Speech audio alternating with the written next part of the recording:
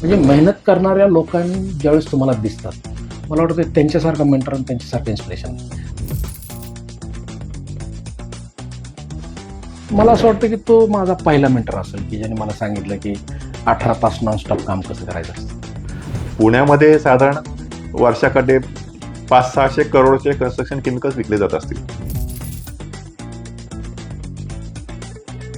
आपण ज्या गोष्टीला हात लावू त्या गोष्टीमध्ये संधी अवेलेबल आहेत. पण बिझनेस करताना ना त्यांचा फोकस फक्त ना पैसे कमवण्यावर असतो, ते मॅनेज करण्यावर नसतो.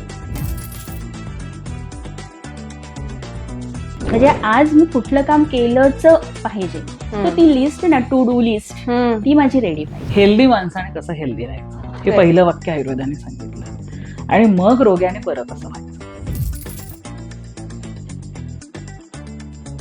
कारण स्त्री ही जन्मजातच मल्टीटास्किंग आहे बेसिकली. त्या आईला सांगितलं ज्या दिवशी अकाउंटला माझे 100 कोटी रुपये असतील ना प्रॉफिट असाच, तशी 10 कोटीचं घर घ्या. आणि MPC UPSC मुलांना मग तेच सांगतो की बाबा तुम्ही अभ्यास करा, पण संध्याकाळी 5 तास तुम्ही बिझनेससाठी द्या. कष्टाला पुढं काही शॉर्टकट पर्याय नाही आहेत.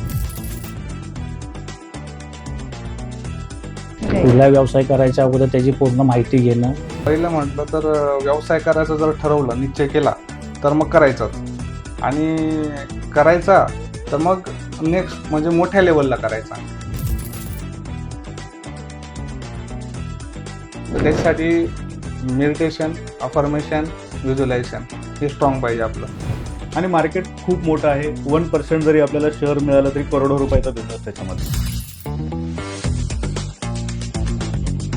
म्हणजे हार्डवर्क, कामामध्ये सातत्य, एखादं टार्गेट घेतलं तर कंटिन्यू त्याच्या पाठीमागं पळणं, तुम्हाला झोप पण लागली नाही. चालता बोलता फाउंडेशन प्रस्तुत टी टाइम विथ आयकॉन लवकरच मॅक्स महाराष्ट्रवर.